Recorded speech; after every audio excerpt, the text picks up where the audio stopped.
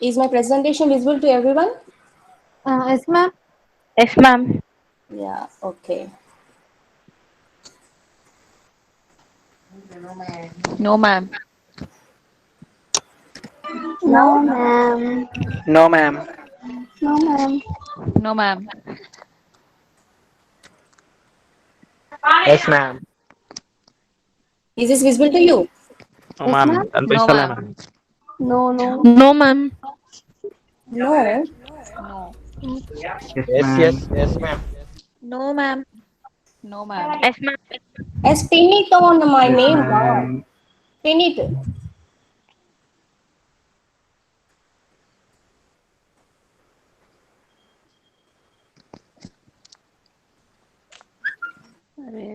No, ma'am. Pin చేయండి. చేస్తే నాకు కనిపిస్తుంది మీకు. అరే అరే కనిపించట్లే ఇంకా.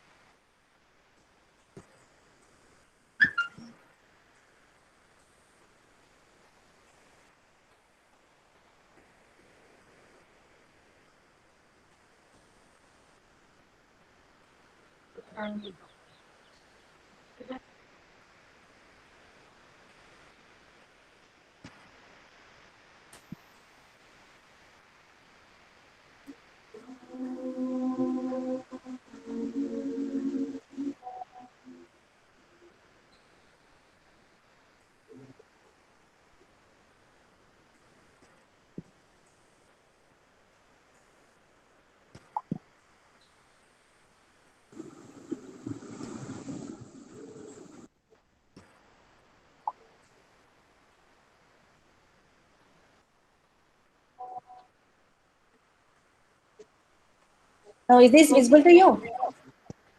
Yes, ma'am. Yes, ma'am. Yes. Yes, ma'am. Yes, ma'am. Everyone. Yes, ma'am.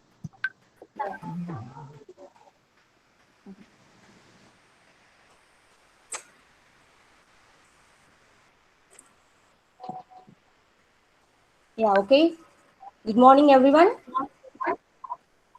So just mute Good morning, yourself. ma'am. Mute Good yourself. morning, ma'am. If you have any doubts, just post it in chat box.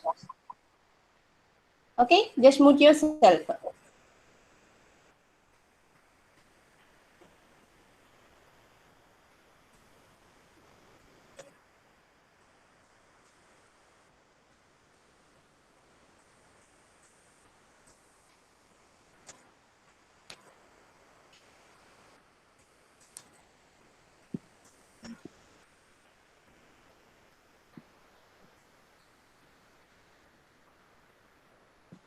So hello student, good morning everyone. My name is Rajita. I completed my BTech in KITS Warangal 2010 in computer science, and I completed my MTech in Pathfinder Engineering College in software engineering department. So today we are going to learn about data structures through C++. So our subject is here, data structures through C++. So we have two topics here, data structures and C++. So first we have to learn the concept C++, then we'll go to the data structure concepts using C++. So what is our syllabus actually? So we have 5 units in syllabus. So among 5 units, first 2 units are totally based on C++ programming language. So first 2 units are totally based on C++ programming language, and remaining 3 units totally data structures using C++ concepts. So you can see the first unit here. So what are the topics in unit 1? So we have a C++ class overview. What is the class definition, object, and what are the class members, and what are the access control specifiers in C++. So what is the meaning of class scope? So what are the constructors, destructors, what are the parameter passing methods? We have a parameter passing methods in C language also. So what is the difference between a parameter passing methods in C and C++? Then inline function, what we have types of functions. So in that, what is the inline function? And what are the static class members? This pointer, friend function. We have one more function here, friend function. And dynamic memory allocation. We have a dynamic memory allocation in C language also. Then what is the difference between the dynamic memory allocation in C and C++ language? So this is about the first unit. And next come to the second unit. So we have a topics here, function overloading, operator overloading. So these are all new topics in C++. If you are comparing to the C, we don't have any concepts in C language here, like function overloading, operator overloading. So what is the first topic? Function overloading, operator overloading, generic programming. We have two types of generic programming, function and class templates. Then we have a inheritance concepts. We have a 5 types of inheritance concepts. Then we have a base class and child class. Then how to access those data members of a base and child class into your function. Then we have a concept here, polymorphism. So we have a runtime polymorphism is there, compile time polymorphism is there, and how to use the runtime polymorphism using virtual functions. Then we have a abstract class. So this is totally C++ concepts. So first 2 units are totally C++ concepts. Then coming to the third unit, it is data structures. So we have an algorithm. So what is an algorithm? What is performance analysis? That is time complexity and space complexity. And what are the basic data structures? And what is data structure actually? And what are the types of data structures? So we have actually 2 types of data structures. So what are the types of data structures? So what are the linear data structures and what are the non-linear data structures? So we have a stack ADT, QADT, and hash table representation, collision resolution, separate chaining, and open addressing linear probing. All these concepts under hash table only. So this is about third unit. Then come to the fourth unit. So we have a priority queue. ADT means it is abstracted data type. Then we have a realizing a priority queue using heap concepts. So how to perform the insertion, deletion in the priority queue.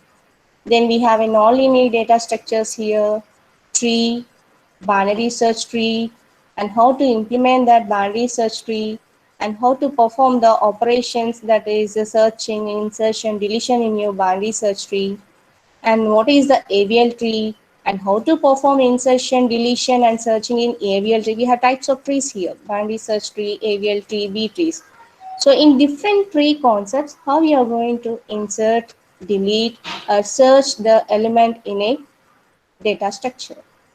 So last we have a comparison of all these search trees like binary search tree, AVL trees, and B trees. So this is about the fourth unit. Then come to the fifth unit. We have a nonlinear data structure, one more. So we have a tree and graphs are the nonlinear data structures. So fourth unit is based on trees, and come to fifth unit, it is graphs. So graph is also a non-linear data structures. Then come to topics here, basic terminology. What is a graph and how to represent the graphs, and how to search the element in a graph. So we have two techniques here, BFS and DFS. Breadth first search and depth first search. So using these two techniques, we are going to search the element in a graph. Then come to the sortings. So what is sorting actually? So what are the types of sorting? Where we are using these sorting techniques? So we have a insertion sort, quick sort, heap sort, merge sort. We have selection sort like bucket sort also there. But in our syllabus, we have only 4 concepts here: insertion sort, quick sort, heap sort, and merge sort. So you can see these all units, and each and every unit having a textbook here. You can see that text and reference book in the second column, that is third column here. So this is the textbook we need to follow for this first unit. And then this is the textbook we need to follow for the second unit. And third unit textbook, fourth unit, and fifth unit. So totally we have a 5 units here. So first 2 units are C++ concepts, and remaining 3 units are data structures using C++ here. Then, so what is programming language actually? So data structures through C++. C++ is also a programming language. C is also a programming language.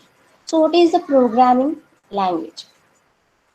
A programming language is a formal language comprising a set of instructions that produce various kinds of output. Suppose if you want to write the addition of 2 numbers, you need to declare the variables, you need to read the values into the variables, you need to perform the addition between the 2 variables, and you are going to store that result into the one more variable, and you are going to print that statement using some printf statement in C language. So all these are instructions or set of instructions, and it is going to produce some output.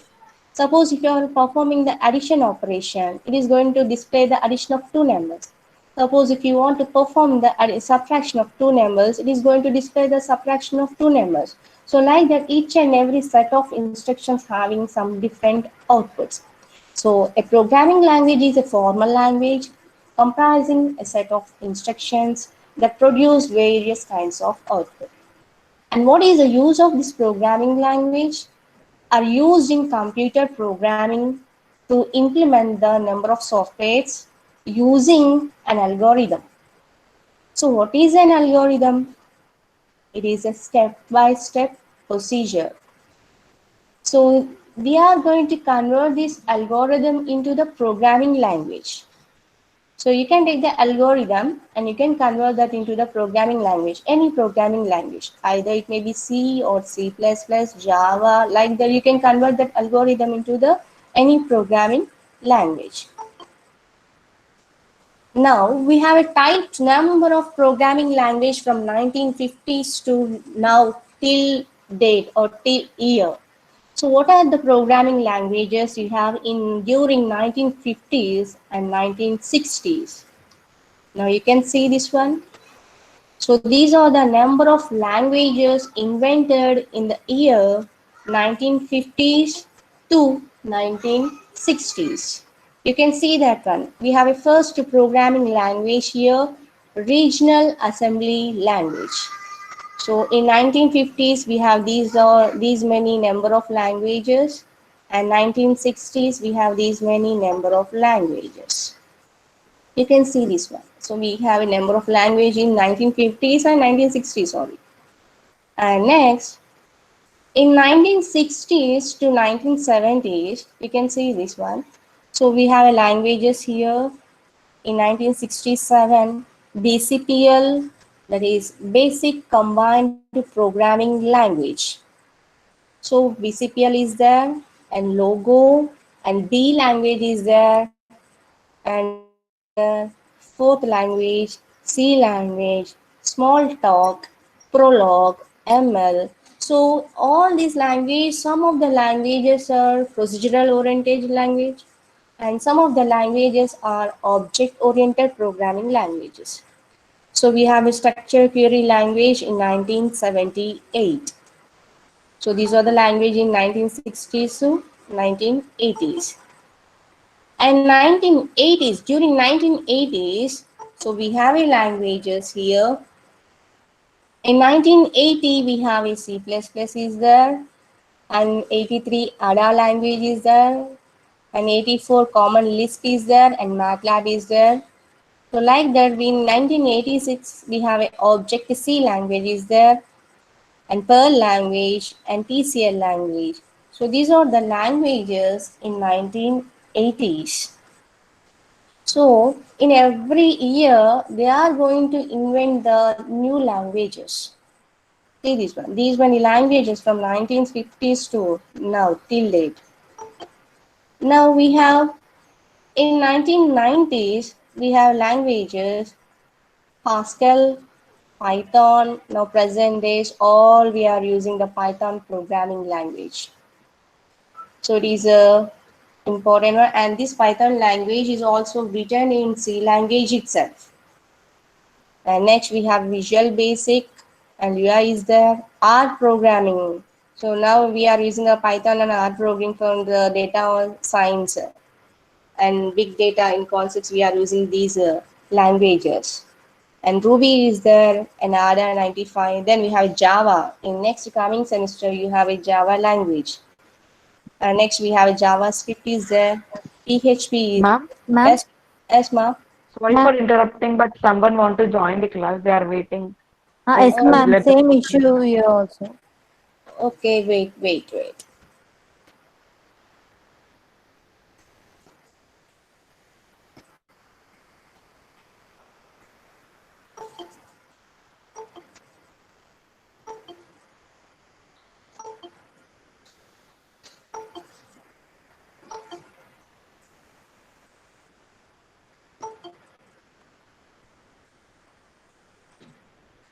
Is it okay now?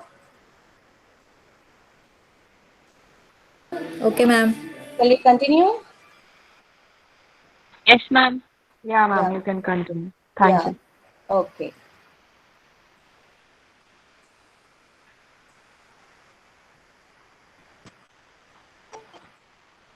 So in 1990s, so these many languages are there. So present trend, we are following the Python and R programming language for data science. Okay. Next we have in 1997, we have a Reborn language is there. In 95, PHP language is there. And 95, we have one more language, JavaScript. So JavaScript language is there. In during 2000, so these many languages in 2000. So we have an Action Script, C# language is there, like D language. We have a B, C, D languages are there, and Ruby language, Scala, F#, PowerShell, Rust language, Dart language, Julia language, TypeScript language. Now Swift language is there. So these many languages invented in the year 2000. We can see this one. From 2000 to 2014, how many languages invented in the years? Each and every year we have them. So you can see this one. In 2003, we have two languages, Groovy and Scala. So not on one language, in 1 year, they are going to develop the number of languages. So in 2011, we have three types of languages. Dart language is there, Kotlin, and Xcale language is there. In 2012, Julia and TypeScript. So not one language. They are implementing the number of language in 1 year. So these are the types of number of languages from 1950s to 2000s. Okay. Now we'll go to the topic here. Now suppose I'm picking some number of languages here. So what is the first language? In 1951, we have a first language, Regional Assembly Language, and it is implemented by or developed by Parado Bohm. So in 1951, Regional Assembly Language, it is the first programming language, and it is in assembly levels, means we have a mnemonics are there. So we have statements like add R1 comma R2. Using registers, we are going to perform some additions. Now suppose if you want to write the addition in C language, you can write this addition C equal to A plus B. Using variables, we are going to perform the addition. But come to the assembly level language, we are using the registers. What is register here? It is a memory location of a processor. So using memory location, that is registers, we are performing the addition, subtraction, multiplication, anything. So using programming, regional assembly language, we are going to use the registers here. So using registers only, we are going to perform the addition, and in registers only, we are going to store the result here. And next is language. In 1960, ALGOL 60 means algorithmic 60 languages there. So it is invented in the year 60s only. So the name like 1960s ALGOL 60. And it is implemented by John Backus, Friedrich, and Peter Neuer. So these are the three scientists invented the ALGOL 60 in 1960. And next, 1963, we have a CPL, means Combined Programming Language. So we have a combined language, and it is invented by Christopher Strachey and David Barron. So these are the two invented the CPL, that is Combined Programming Language, in the year 1963. And next, in 1967, we have a BCPL. It is advance of your CPL. CPL is a combined programming language. Then come to the BCPL. It is basic combined programming language. It is invented by Martin Richards. And next, we have a 1970 B language is there. And this B language invented by Ken Thompson. So all these are mathematics scientists or computer programming scientists are there. Some of the authors, scientists related to mathematics, MSc, and some of these are related to computer science related department only. And 1972 language, and it was invented by Ritchie.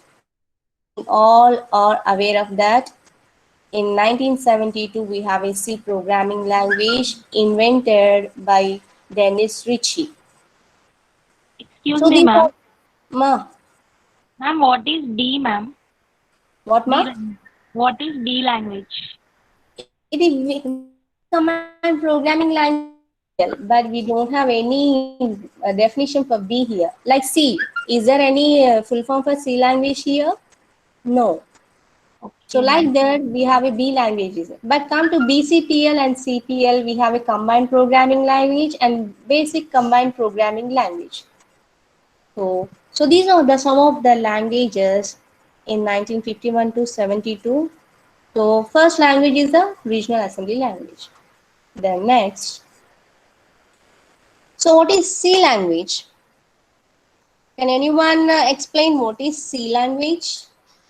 In one sentence or two sentences, what is C language? Anyone? It is a procedure-oriented. It is a procedural-oriented language. Yes. Good. Still? It is syntax and procedural oriented language, and it is now used in hardware components like chips designing. Yes. Yes. Good. Very good. Still? I think the C language subject is already over in 1-2. 1-1, ma'am. Yeah, okay, 1-1. Okay, good. Now you have to explain those 4-5 units in one sentence. Okay. So what is C language? A C language is a procedure-oriented programming language. So what is the meaning of procedure here? We have a functions here. So using function the C programming language. So it is a procedure-oriented programming language. And it is developed by Dennis Ritchie in the year 1972 at Bell Labs, isn't it? So it is developed by Dennis Ritchie in 1972 at Bell Labs. Okay, then what are the features of C language? Can anyone tell me what are the features of C language? Anyone? At least one feature by one student. Calculating. Calculating, we can perform the calculating using any language. Okay, then what are the extra features of this C language? What is the main It feature is of portable, it? madam. Yes, it is portable. Good. Inka. Memory management. Okay, memory management. Very good. It is simple and efficient. It is fast. Yes, very good. Very good. It is simple and efficient and very fast. Yes. So these are the some of the features. And structured programming language. Okay, structured programming language. Yes, good. So these are the some It of is the a high level language. yeah, okay. High level language, okay. So these are the some of the features of C programming language. Now you can see these are the features of C language. So it is a portable, it is a middle level language. We can access both the low level and high level language. So it is combined, you can call it as a middle level language. Means we are going to convert the high level to low level using some converters. So it is acts as a middle level language. So we have a structured programming language, rich library functions, recursion, extensible, fast and speed, efficient.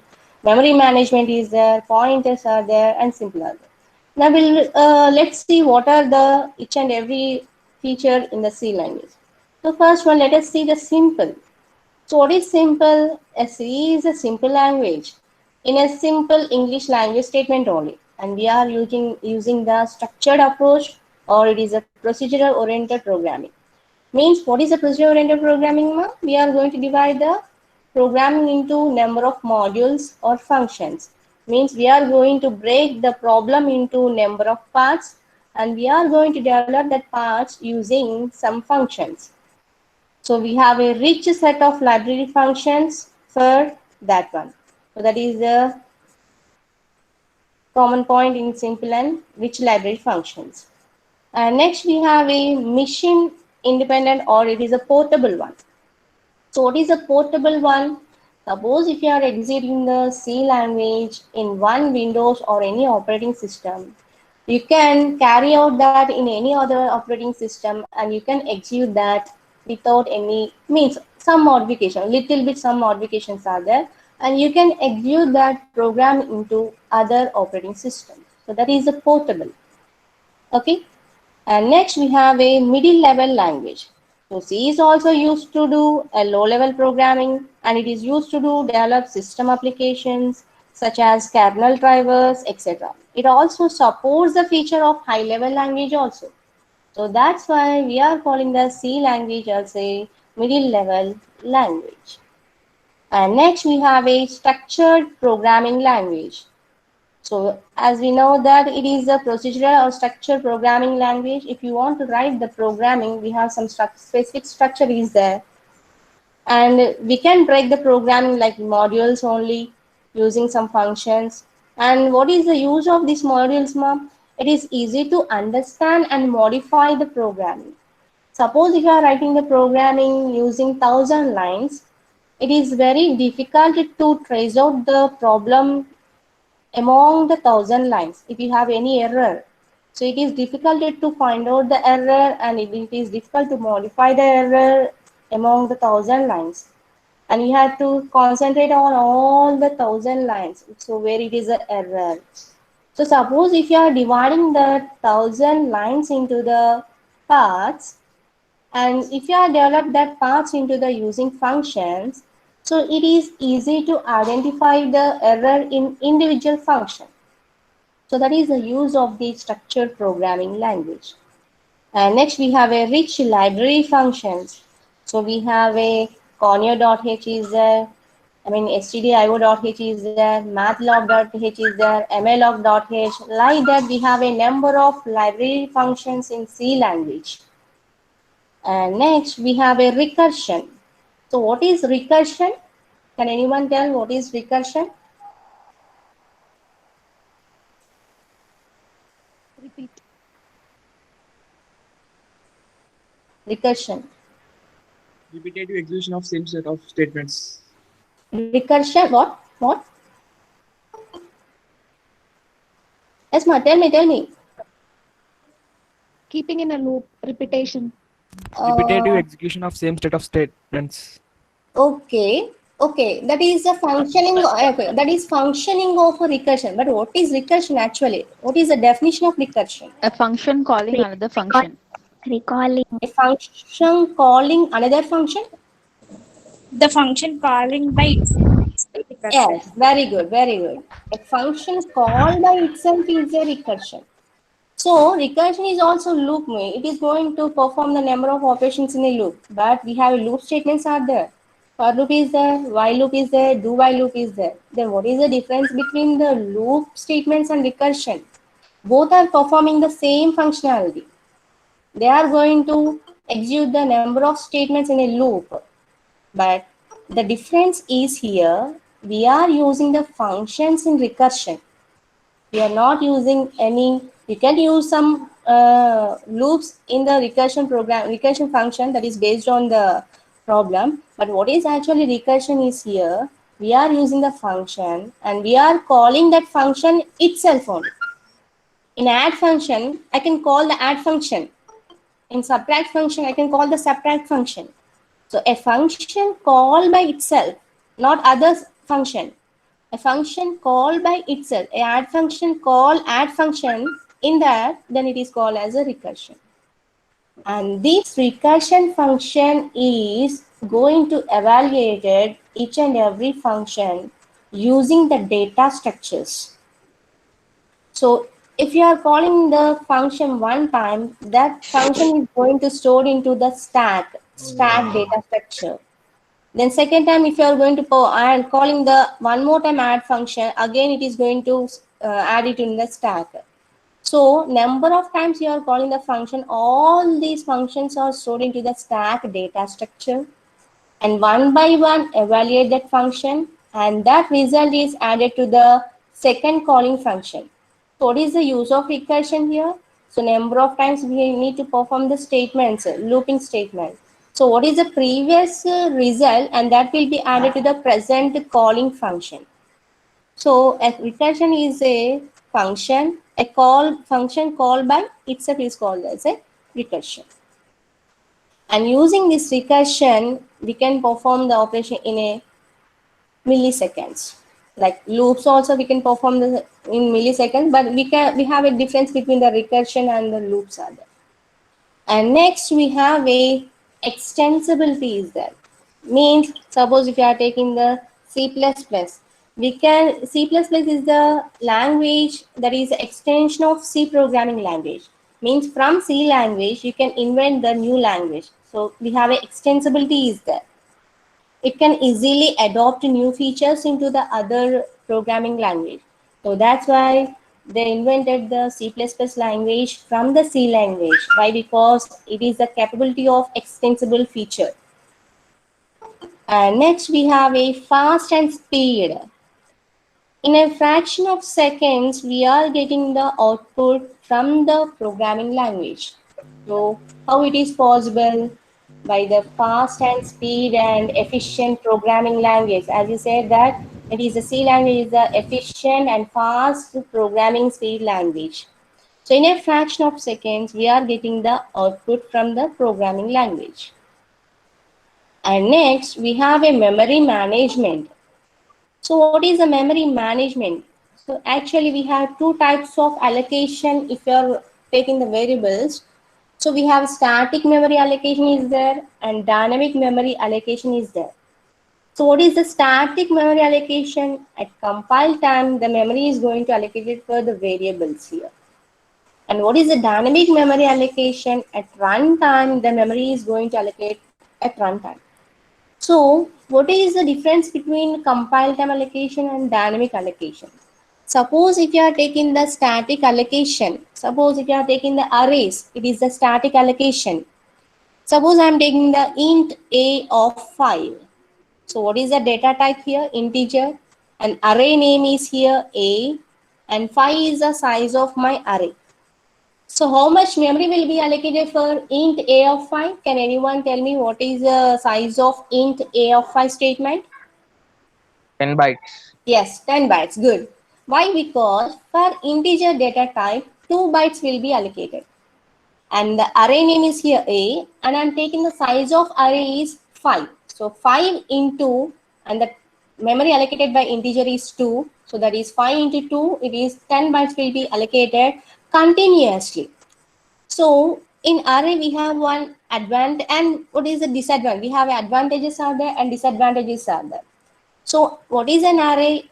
It is going to collect the homogeneous elements and the memory will be allocated in a continuous location. So it is a static allocation. Suppose if you are taking the int a of 5, 10 bytes will be allocated. You may or may not use the total 10 bytes, but you are going to allocate the 10 bytes here. Suppose if I am using only up to 4 bytes, means up to 2 elements and remaining portion and remaining memory is wasted.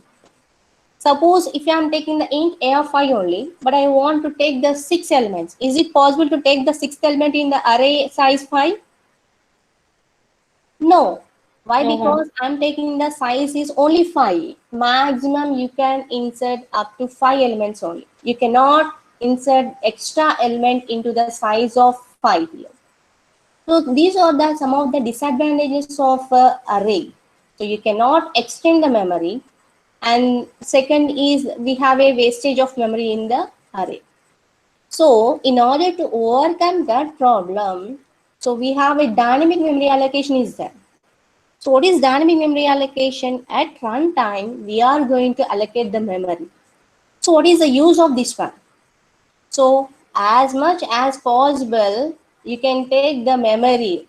If you want only 5 elements memory, yes, you can take the 5 elements memory only. Suppose if you want to take the 2 elements memory, yes, you can take the 2 elements memory only. So there is no wastage of memory here. So if you are declaring only 2 elements, I mean if you are taking the size 2, so for 2, the memory will be allocated. If you are taking the 3, the memory will be allocated. So that is the use of the dynamic memory allocation. So there is no wastage of memory. And the memory will be allocated in non-continuous memory location in dynamic memory allocation. So what is array memory allocation? Continuously, we are going to allocate the memory using array. But come to dynamic memory allocation, we are going to allocate the memory in non-continuous memory location. Suppose, so why we have to use this dynamic memory allocation here? Suppose if I am taking int a of 1000. So what is the size of array here? 1000. Then how much memory will be allocated for int a of 1000? Can anyone tell me how much memory will be allocated for int a of 1000?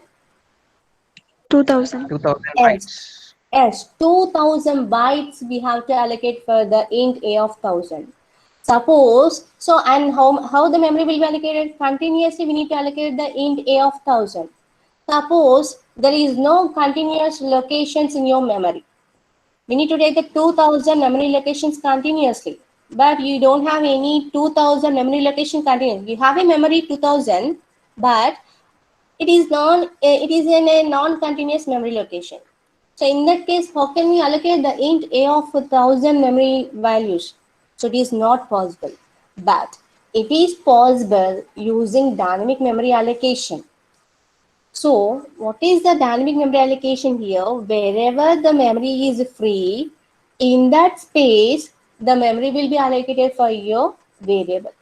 Wherever the memory is free, it is non-continuous memory location. So wherever the memory is free, it is going to store the value in that particular memory location. So like that, we are going to store the 1000 elements by using the dynamic memory allocation. And then how can we connect those, madam? So one element is located in 1000 address location. One memory is located in 2000 address location, and one memory is allocated in 3000 memory location. But how can we access those elements? It is a non-continuous memory location. Then how can we access each and every element here? So we are using the link between the each and every element here. So 10 element is connected to the 20 element. So where is the memory is allocated for 20 element? So that is connected with the links. Means we are going to store the address of 20 element into the 10 element here. So each and every element is connected with the links here. So using links here, we can access the elements here. So that is the memory management in the C language. So it is one of the feature of C language here, memory management. Then how can we allocate the dynamic memory allocation? What are the different functions for allocating memory at runtime? Can anyone tell me what are the functions used to allocate the memory at runtime? Runtime.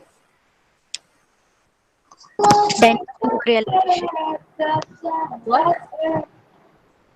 malloc and calloc. Yes, good, very good. Malloc and calloc functions. Using malloc function and calloc function, we are going to allocate the memory at runtime. And you can free the memory after using the memory. We can use the free function.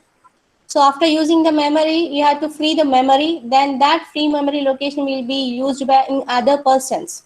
So like that, we have a facility in the dynamic memory allocation there. So using malloc calloc function, we are going to allocate the memory at runtime. So this is about the memory management in the C language.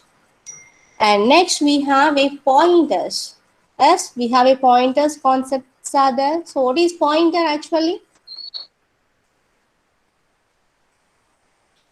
What is the use of pointer? Can anyone tell me what is pointer? We can indirectly access the data inside a variable using pointer. Yes, very good. So how can we access that one? By using By which? by storing address of that variable. Yes. By using the address of the variable, we can access that particular variable value, and you can modify the value of that particular variable also. So what is a pointer? It is going to store the address of another variable. Suppose if you are taking the int a. So what is a here? It is a type of integer. It can take only integer values like 1, 2, some elements, 1, 2, 3, 5, like that it is going to take the value. But if you are taking the int, how can we declare the pointer variable? Data type star, that is asterisk symbol is there. So int star p. So star p represent is the pointer variable. And what type of value it is going to store here? Point p means pointer. It is going to store the addresses, not the integer values. It is going to store, of course, address is in integer data type only, but the concept of pointer is here. It is going to store the address of the another variable. It is going to store the address of another variable, not a element here, not a value here. So using this concept, pointer concept, we can access the value of the particular variable using the address location, and you can modify the value using that address location. So that is possible with the pointers only. So these are the some of the features of C programming language. Okay, clear everyone? Yes, ma'am. Okay, ma'am. Now next we'll go to the next one. C++. So our subject is actually C++. Okay, so what is C++? A C++ is also a programming language. It is also consists of some set of instructions. It is going to give some output for the each and every programming language. But what is the C++ language? So it is Oriented programming language. Yes, very good, very good. All the students are in advanced concepts only. Okay. So, what is C++ here? It is a general purpose programming language. You can use this programming language anywhere. So, that's why we are calling it as a general purpose programming language. And next, it is an object oriented programming language. OOPS concepts. In short, you can call it as a OOP. It is an object oriented programming language. It is not a procedural oriented programming language. C language is a procedural oriented programming language. But come to C++, it is an object oriented programming language. And next, who invented the C++ language? It is developed by Jarnett Stroustrup in the year 1979 at Bell Labs in Murray Hill, New Jersey. C language is invented in the year 1972 by Dennis Ritchie, and come to C++, it is developed by Jarnett Stroustrup in 1979 at same Bell Laboratories only. Most of the languages invented in the same Bell Labs only, like C and C++. Okay, and what is the next point is here? The similar language. So Jarnett Stroustrup, in his PhD thesis, he worked out on similar language. So PhD research person going to take one topic, and it is going. They are going to search the number of what are the advantages, what are the disadvantages on the particular topic. And this Jarnett Stroustrup worked out on the similar language. Already before this C++, we have similar languages are there. So he worked on similar language. And what is this similar language? It is the first programming language to support object-oriented programming concepts. Means before C++, we have a object-oriented programming language. And what is that one? Similar language. So before C++, we have a similar language. It is object-oriented programming language. So what is similar language? So it is used to model the behavior of a complex system. Suppose if you are taking the, if you want to copy the one file, one drive into the another drive. Suppose you have a file, CSC file in some D drive. I want to copy the D drive file into the CSC file into the some E drive. So how can you identify that your file is copied into the E drive after that one? So you have a visual there. One copy is going to store into the E drive. So we have visual concept is there. One paper is going to store into the some E drive. Again, one paper is going to store into the E drive. So we have a line is there, green color line bar is there. So it is going to represent the visual representation of a copying the file from D drive to E drive. So what is the internal behavior of the copying? So that will be visually, you can see that one. So that is the behavior of a copying file from one drive to the other drive. So how can we implement that one? Using this particular similar language only. So using similar language, we can use to model the behavior of a complex system. Suppose if you are taking the networks here. Suppose we have a GNS3, Graphical Network Simulator. So how can we connect the systems in networking, and how we are going to communicate with the one system to another system in networking, and that can be we can simulate we can represent the visual concept using this similar language only. So we have some number of softwares for that one, some GNS3 and software to simulate the Cisco IDs, iOS are there, and we have a NS2 simulator also there. And this NS2 simulator is written in C++ language only. We have a number of simulators here in networking, network simulators, GNS3 is there, Cisco IO is there, and NS2 is there. And among these one, this NS2, Network Security 2 emulator, is totally written in C++ language. So it is one of the application of your C++ language. And Cisco Packet Tracer also there. So all these are related programming simulators only. And what are the disadvantages are there? So why we are using the object-oriented program, that is C++ language? Already we have a object-oriented programming, Simula is there. Then why they invented the C++ language again using object-oriented programming concept? We have some disadvantages in Simula language. So we have a no multiple inheritance concept in the C++ language. We have a concept inheritance in the C++, but is not that concept included in the Simula language. And we don't have any interfaces in the Simula language. And they are going to implement that concepts in the C++ and next coming language, Java language. So Java is also object-oriented programming language. Again, we have some disadvantage in C++ also, and that can be overcome into the Java language. So first we have a similar language. It is an object-oriented programming language, and after that we have object-oriented programming language. It is the C++, and after C++ we have one more object-oriented programming concept. It is the Java language. So in each and every implementing the language, we are overcoming the problems from one language to the other language. So these are the some of the disadvantages of similar language, means we don't have any multiple inheritance and we don't have any interfaces in the similar language. So that's why they implemented the C++ and Java languages.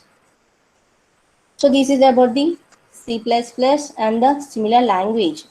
And come to the history. So Jarvis Ostrov initially called the new language C with classes. So what is the first name of C++? It is not a C++ language first. It is called as a C with classes. Why? Because what is C++ is the extension of your C language only. So C++, we have a plus plus symbol is there. What is double plus symbol? What is the user double plus? It is implementation operator. So it is advanced of your C language. So what is the advance of your C language in C++? First, they invented the class concepts. So that's why they call the first C++ language as C with classes. First, they invented the concept classes extension to the C language. The first name of the C++ language is here C with classes. Then what is the compiler for that one in that case? So first name of the C++ is C with classes. Then what is the compiler for the C with classes is C front. C front is used to compile the C with classes program. And next we have in 1983, the name was changed to C++ by Rick Mascati. So first name of the C++ is C with classes, and that name changed to C++ by the scientist Rick Mascati in the year 1983. See, what is the duration of the first language to this one? So C with classes means C++ language invented in the year 1979 itself with the C with classes name. But that name was changed in the year 1983 by Rick Mascati. Okay. And next, in 1985, the C++ programming language was published. So in 1985, they published the book on the C++ programming language. So during this time, they are developing the concepts in the C++ language. What are the new concepts? What are the new concepts we have to involve in the C++? So they are thinking from 1979 to 1983 or 1982s. In 1983, the name was changed to C++. In 1985, they published the first C++ programming language. In 1980, Ma'am, yes, not with ma'am. not visible. Hello. Your Screen is visible. not available, ma'am. Oh, pin it, ma. Pin it. Pin on my screen. I mean, my name.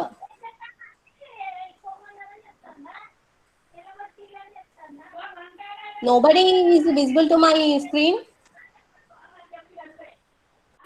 Visible, ma'am. Oh, ma'am. It's visible.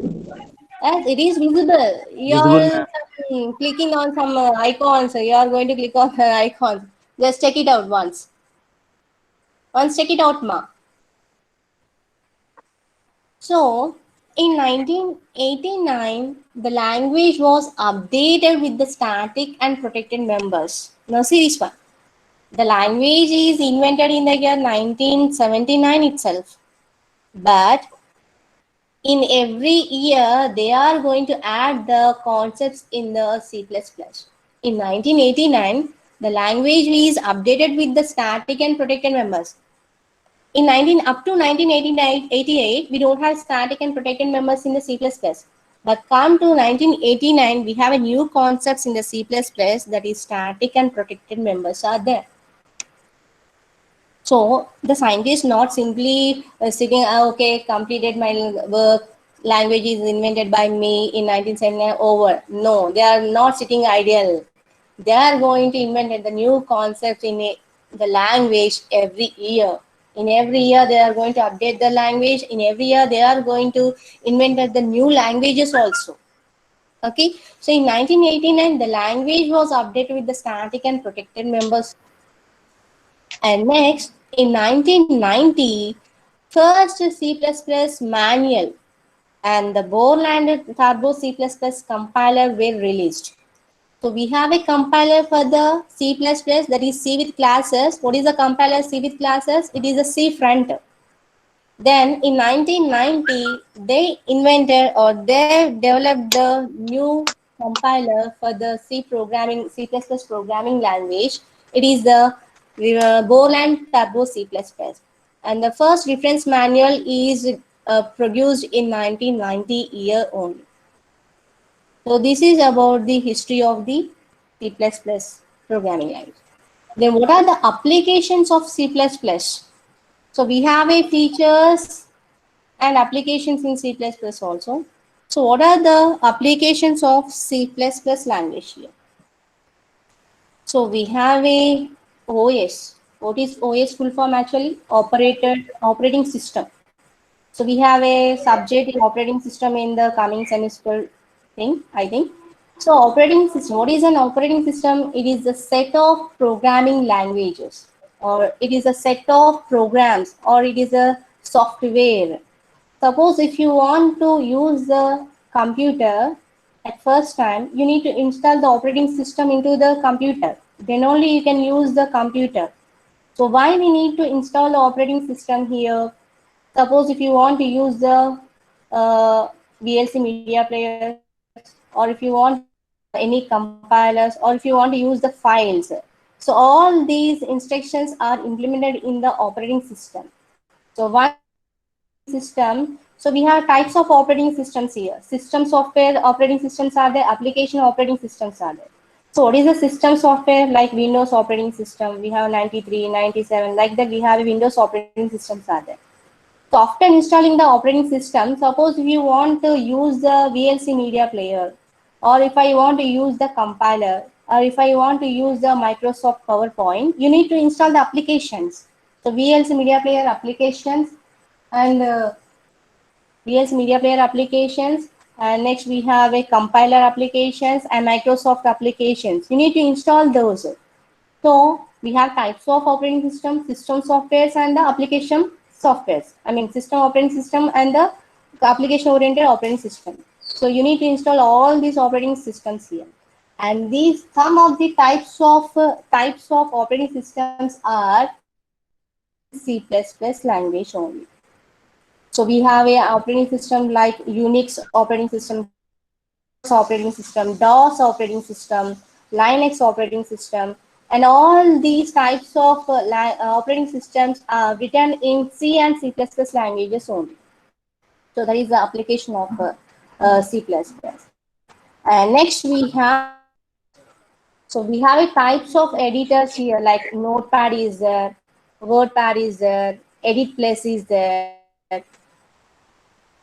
Editors, and these editors are written in the language itself. So Notepad, we have Notepad in the system, and we have a WordPad is there, and Edit Plus is there. So we are using these editors, and these editors are written in C++ language itself. So this is one of the application of C++. And next we have a database. So what is the database? Collection. Yes. Yes. Collection of related data. Yes, collection of related data. So how we are going to store the data and how you are going to manage the data, and that is used by database system only. And this database system is also written in C++ language. So like we have a MySQL is there, yes, we have DB2 is there, Oracle is there. These all databases are implemented using C and C++ languages only. So that is one of the application of C++ language. And next we have a device drivers. So what is device drivers application in C++? Suppose if I want to take the print of a document, I need to pin the printer pin to the system. Suppose if I want to print a document, you want to connect the printer to the system. Can I take the printer of a document directly? Is it possible to print the document directly with the printer? No. You need to install the device drivers into the system that is related to your printer. Suppose if you want to scan the documents, you need to install the device drivers of scanner. So all the scanners are or device drivers are we need to install into the system if you want to use that printer or scanner. And these device drivers are written in C++ language only. This is one of the application of C++. Yes, mute yourself. Ma'am, we Mute can't yourself. see, ma'am. What, ma?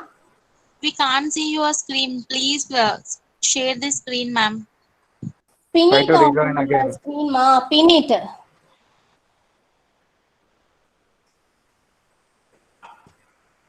Please pin Rajita B presentation.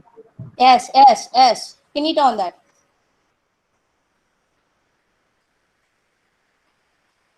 Ma'am, if you pin also, it is not appearing. Okay, I'll once again. Once rejoin the meeting. Once Okay, rejoin the I'll meeting. once again share the screen. Wait.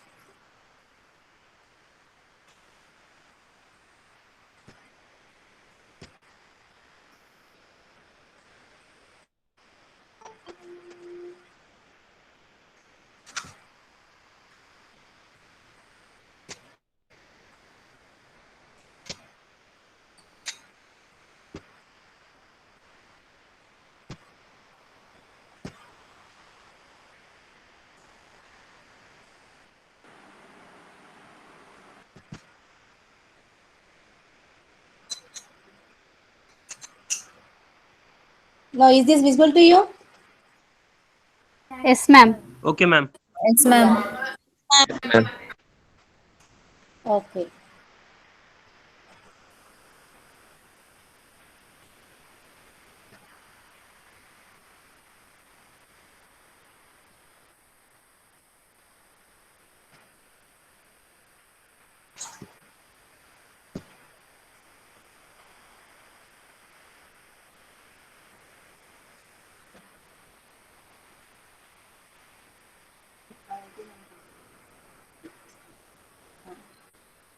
So, come to the applications of C++.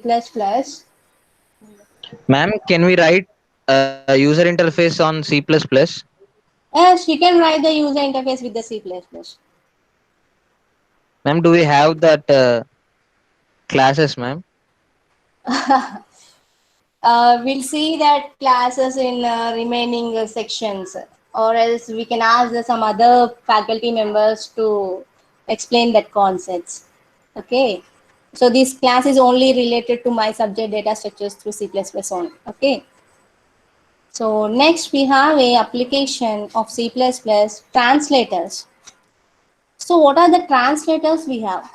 We have a compiler, interpreters are there, and assemblers are there. So all these are translators only. So what is the use of translator? So the system can understand only machine level language, but we are writing the all the languages like C and C++, Java, all in like simple English language statement by using some syntaxes. But how can the system can understand these languages? So we need a translator you need to convert that your source code into the machine understandable language. So in that case, you need to use the translators. So we have a compilers are there, interpreter are there, and assemblers are there. Now C and C++ is a compiler based programming language, and then come to the Java, it is an interpreter based programming language. So if you want to convert these languages into the machine understandable language, you need to use the translators. We have a compiler, interpreter, and assemblers. So these translators are also written in C and C++ language only. And next we have a commercial applications. So what are the commercial applications? Means like hotel management or banking systems, or it is a supermarket, or it is a hospital. So we are going to use the some of the softwares, and those softwares are written in C++ language only. Means in commercial way also we are using the C++ language. And next we have a Google. So this Google, Chrome, some of the Google applications are also written in C++, like Google File System and Google Chrome browser and MapReducer, large cluster data processing, and all these concepts are written in C++ only. And next, we have a Mozilla Firefox is there. And this Mozilla Firefox internet browser, and both of them open source projects only, and these are written in the C++ language itself. See here, we are searching some topic in using Google Chrome and Mozilla, and those applications are also written in C++ language. So that is the use of C++ language. And next we have a games, PC games and mobile games, personal computer games and mobile games. And the games are developed using C++ language. Can anyone tell me what are the different games developed using the C and C++ language? Can anyone tell me what are the games developed using either C or C++ languages? No Snake idea, ma'am. game. Sudoku. No idea. Oh, yes. Tic-tac-toe. Yeah, Sudoku. we'll see that here. Snake game. Snake game in Nokia mobiles. Did you remember everyone what is the snake game in Nokia mobiles? So we Yes, have ma'am. snake game there. So you can see that snake game here.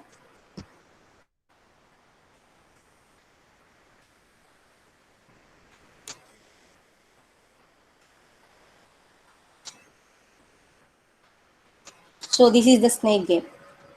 Now I'm going to play that game.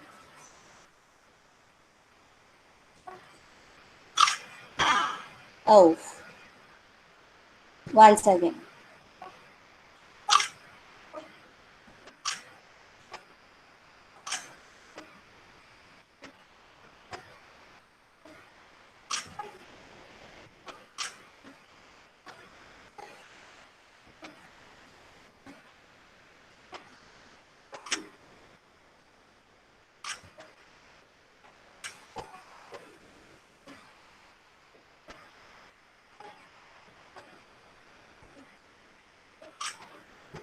I'm very hungry. So that's why I'm playing the game.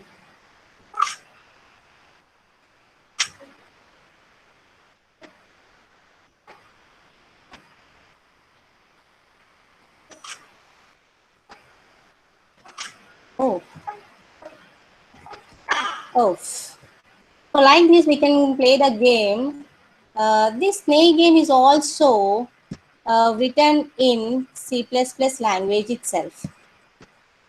And next we have one more game, Doom 3. And Doom 3 is also written in C++ language itself. Let's see that one.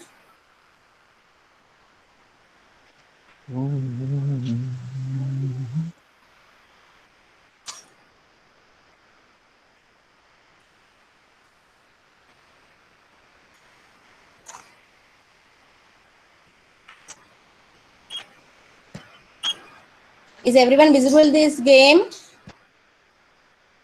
Is it visible to you? Yes.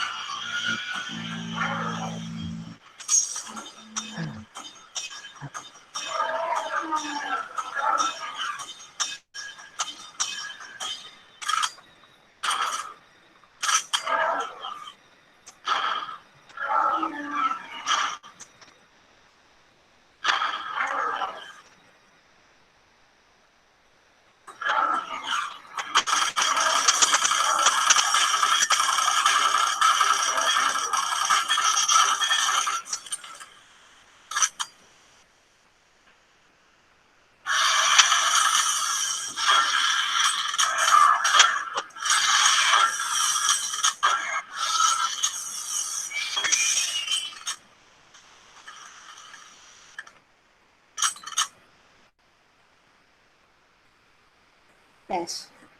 So this is the Doomsday game, and it is also developed using the C++ language itself. And next, we have one more game here, Counter Strike. We can see the Counter Strike here.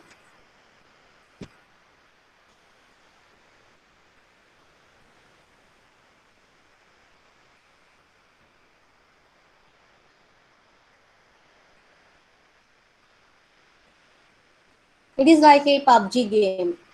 Welcome back to Game Connect. This is one game in 1 minute. And today we're going to talk about some facts on Counter Strike. In 1999, two developers named Winley and Chesley. So these are the two scientists invented the game, of Counter Strike on June 19. It became so popular among the gaming community that and it is updated with the other person like Valve. some of which later became a permanent part of the game. This mod turned out to be a total success, and by the end of 2000, Valve hired the developers and released Counter Strike as a standalone game. Counter Strike Global Offensive is the latest addition to the franchise and also the fourth Counter Strike title apart from the spin-offs, which were Counter Strike Neo, Counter Strike Online 1 and 2, and Counter Strike Next on Zombies. In Counter Strike, we find a lot of different bots, some of which were named after people who are in some manner associated with the game. Bots like Gabe is named after Gabe, the co-founder of Valve. Bots named and Flave are named after the original developers who created the game. In the very popular map Dust to the Graffiti, which says Ghost, is a reference to mainly the original creator of the game, whose online nickname is Ghostman. There was one game in 1 minute. This is me, Decker. See you again in the next video. So this is the Counter Strike game. It is like a PUBG game. So then what is the difference between the PUBG game and this Counter Strike game? So according to performance wise or monetization wise, and by playing the games, some steps are there. So the Counter Strike game is better for in new game player. Counter Strike is better. So, and frames per second is compared to Counter Strike and PUBG. The frames per second means the visual is clear in PUBG game. So like C and C++ here, C++ is the advanced language of C language. So like that, PUBG game is advanced of your Counter Strike game only. So what are the problems in Counter Strike game? So those are overcome using the PUBG game. So these are the some of the applications of C++ programming language. And next we have a features. So what are the features of C++ programming language? So we have a C language features, fast and efficient. It is a middle-level language. Memory management is there. So like that, we have a features in C++ also. So first one, it is a middle-level programming language like C language. It is also, we can access the low-level language and the high-level language. So it is called as a middle-level language here. And next, it is simple like C language. If you know the C language, you can easily write the programming in C++ with some different syntaxes. The logic is same in every language, but we need to use the different syntaxes by using the different languages. So if you know the C language, we can easily know how to write the programming in C++ also. So it is easy, simple to know the C++ language. And next, it is portable. Suppose if you are executing the C++ programming in one system, you can execute that into the other systems also. So it is a portable one.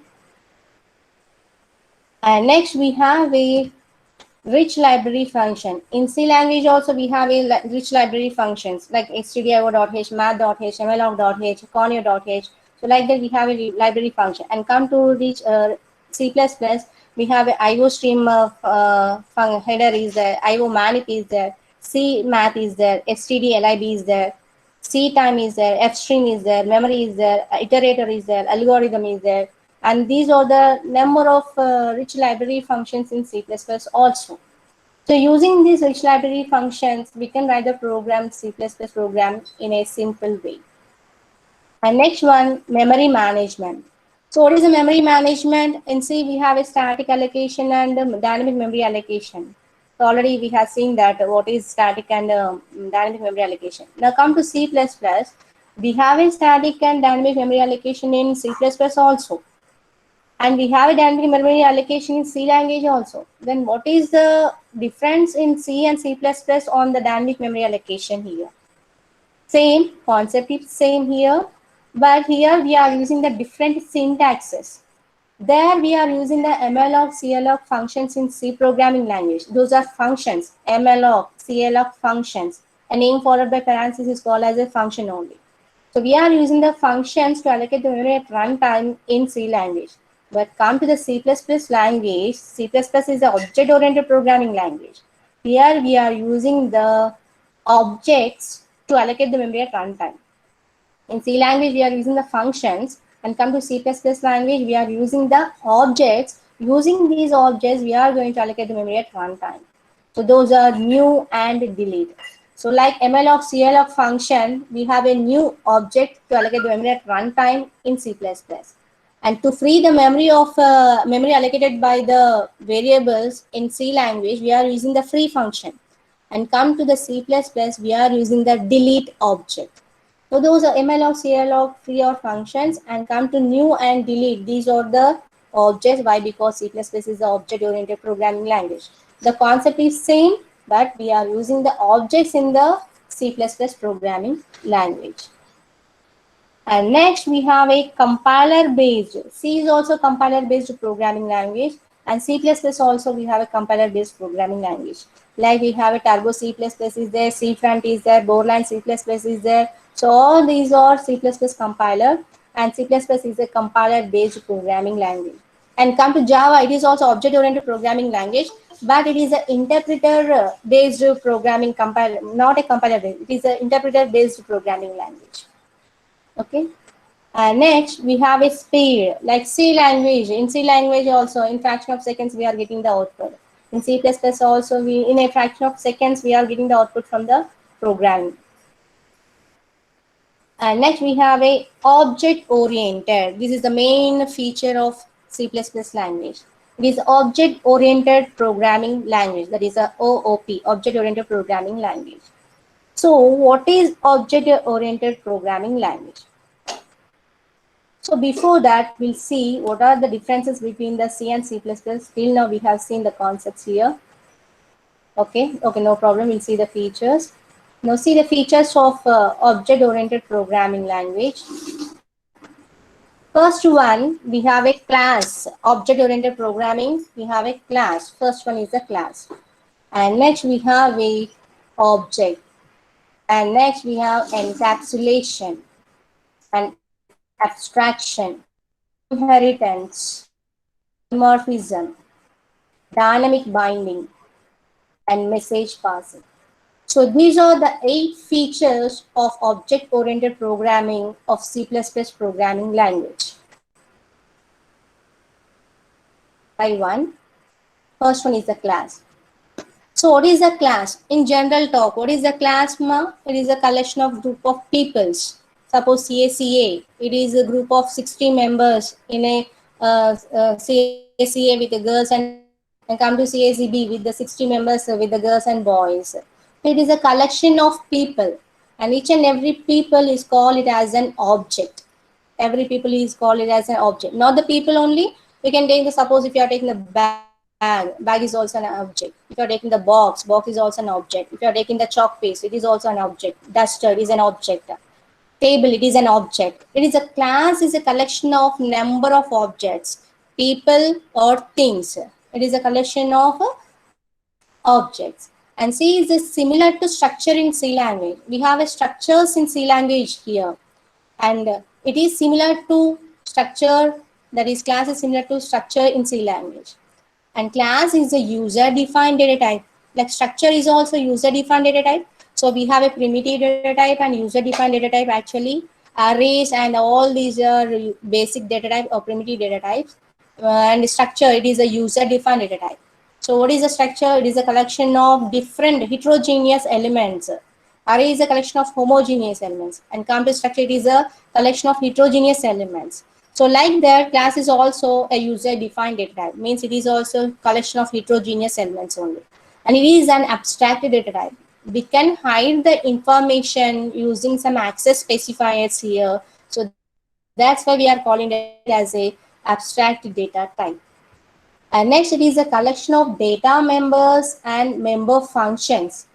It is a collection function, or it is a collection of the objects here, like if you are taking a class, people, like things, bags, box, chalk piece, and dust, all these are objects. And those objects are divided into some data members and member function. And class is a blueprint to construct the objects. It is a copy of an object. It is a blueprint copy. Now you can see this one. It is a class. So class with the number of people, and each and every person is an object. And it is a blueprint to construct objects. So what is a blueprint? It is a copy. What type of copy? It is a logical copy. It is not the physical copy here. It is a logical copy. Why we have to call it as a class is a logical copy of blueprint? But suppose, see here. Suppose if I want to construct the building. So directly you cannot construct the building. You need a plan. So how many? Suppose you are taking the Wagdevi College's building. So how many classroom I need to build into the building? I mean, how many floors, how many classrooms, how many labs, how many office rooms, how many HOD rooms. So like that, first we need to take the plan. So using that plan, we are going to construct the building. Suppose if you are taking this one, class building. So we have a classroom is there. How many classrooms you need to construct in the building? How many labs are there? How many office rooms are there? So like that, we need to take the plan. Using that plan, we can construct the building. So it is not the physical. You can see the PPT here. So this is the class, building, classroom, lab, office room. I'm writing the statements here. So these are the statements. It is not the physical one. It is only paperwork. It is only plan. This is my only plan. How many classrooms I need to construct? How many labs I need to construct? How many office rooms I need to construct? So these are all my plan only. Using this plan, I'm going to construct this building. So this plan is called as a logical one. It is not the physical one. It is not. It is only the copy of your building. It is not the original one of your building. It is only copy of your building. So that's why we are calling the class is an logical unit. So we have a class is a collection of data members and member functions. So class is a collection of data members. So what are the data members here? Classrooms, lab, and office rooms. All these are data members. And what are the member functions? Read and print. These are the functions, and we can call these are the member functions. So class is a collection of data members and member functions, like structure. Now you can see this one. What is a structure syntax in C language? You can see this one. Struct the keyword followed by the structure name. And we have a heterogeneous elements. I'm taking the elements here, rule number and name. I'm going to combine the two different data elements. It is an integer type and it is a character type. So I'm going to combine these two different data types using the structure here. So it is a structure, struct keyword followed by the structure name. Open the braces. We can declare the sum of the data members, or we can declare the sum of the variables, closing the parenthesis and ending with the semicolon. So this is a structure syntax. Suppose if I want to access those structure members, I want to access the rule number and name. How it is possible? I need to create the structure variable first. So what is the syntax to create the structure variable? Struct keyword followed by the structure name followed by your variable. If you want to access this rule number and name, you need to give some specified variable here. S1, I'm taking the S1 here. Using this S1, I can access the roll number and name. But how to access that one? Again, what is the syntax of that one? Structure variable dot roll number. That is S1 dot roll number, S1 dot name. So like that, you can access the structure members using the structure variables. So it is the syntax of structure in C language. We have a structures in C++ also. Then what is the difference here? Now you can see this one. The syntax is same here. Struct keyword followed by the structure name. Open the braces. You can take the number of data members, and we are going to include the functions also. In C language, we don't have any functions. It is only collection of data members only, different types of variables. But come to the structure in C++, you can collect the data members and functions also. So that is the difference between the structure in C and C++. And how to take the syntax same. Struct keyword followed by the structure name, open the braces. You can declare the number of data members and functions, closing with the parenthesis, ending with the semicolon. And how to access this one? You need to create the variable, structure variable, like syntax, struct keyword followed by the structure name. And what is the structure variable here? S1. Using this S1, I can access the roll number, name, read function, and the print function. And now you have a structure. You can collect the combination of different data members and member function. Then class is also collection of data members and member function. Then what is the difference between the structure in C++ and class in C++? Suppose if you are taking the syntax of a class here. Instead of struct keyword, we are using the class keyword. That's it. Class keyword followed by the class name. And you can take the data members here, roll number, name, these are the data members, and read and function, these are the member function. We are taking the different terminologies here. Instead of variables, we are taking the roll number and name is the data members, and functions, read and functions, print out the function, and we can call it as a member functions. Okay, so it is a collection of data members and member function, but we are using the keyword here, class keyword. Okay, only difference is class keyword? No. So we have a access specifiers in C++.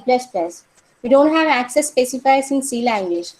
But come to the C++, we have a access specifier like public, private, and protected here. We don't have any public, private, protected in the C language. But come to the C++, we have a public in the C language in the structure. And we have public, private, protected in the class. So we can include the public, private, protected in the class. Then what is the difference between the structure in C++ and class? Both are same. It is having the public, private, protected, and class is also having the public, private, protected, and it is also collection of data members and member function. It is also collection of data members and member function. But the difference is, by default, if you are not declaring any public, private, protected statement before the roll number or data members, by default, the structure members are public. If you are not declaring any public, private, protected, but if you are declaring only roll number, name, read, and print functions, and by default, these members acts as a public. So what is the meaning of public? Anybody can access. Anybody can access the details of your structure members. If you are taking the roll number, name, read, print function, anybody can access. Now come to the class. By default, if you are not declaring any public, private, protected statement in your class, by default, the class members are private. If I'm not declaring any public, private, protected statement in the class, by default, these are the private. What is the meaning of private? It is secured. So other persons, out of the class, we cannot access the members of a class. Within the class, we can access that one. But outside members cannot access those members, class members. So that is the difference between the structure in C++, class in C++.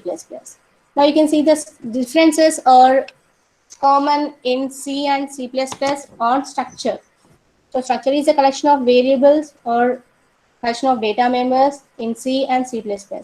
But the difference is here, in C++, we can include the member function also. And we don't have any access specifiers in a C language. But come to C++, we have a public, private, protected. We have access specifiers in the C++. Using these access specifiers, we can secure the information in C++ structures. Then what is the difference between the structure and the class in C++?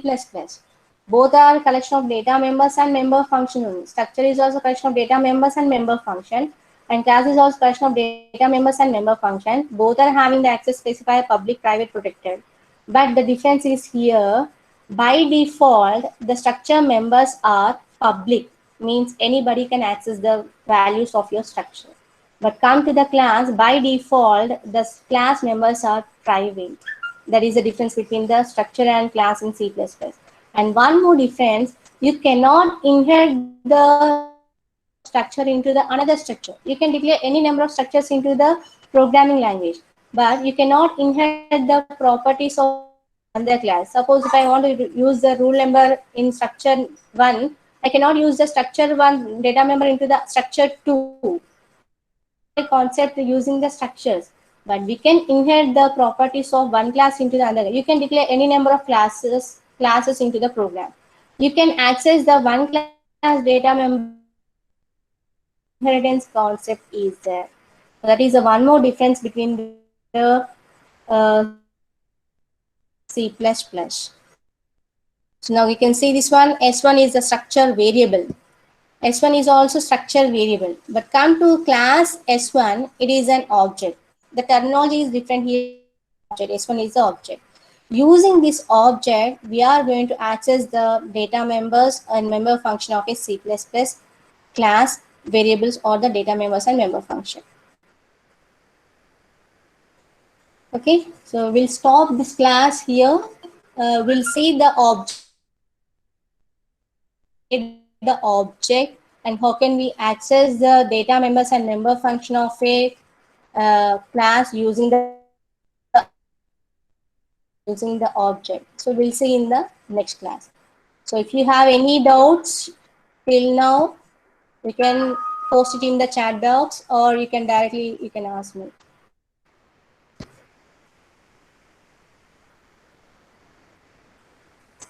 Ma'am? Ma'am? Hello, ma'am? Yes. Ma'am, can you send me this PDF to the class groups? Yeah, okay. I will send it. Okay, ma'am. I think you are the CR? Yes, ma'am. Yes, the CR having the features of like this. Yes, still anyone? Is this clear, everyone? The concepts of C and the C++ programming language? Yes, ma'am. Yeah. Okay. So if you have any doubts, you can post it in chat box or personally you can call me. I will explain the doubts. Okay. In next class, we'll see the remaining concepts of object-oriented programming language. Okay, ma'am. Thank you. You can leave the class. Thank you, ma'am. Okay, ma. Bye, ma'am. Bye, ma.